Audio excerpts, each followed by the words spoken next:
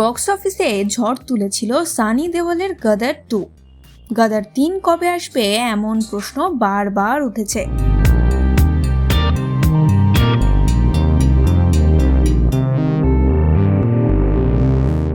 আরও একবার তেমনই প্রশ্নের মুখে সানি।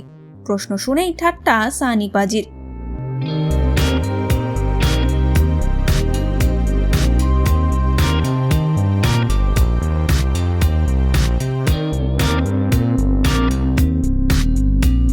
কালকেই আসবে গদর 3 বললেন সানি।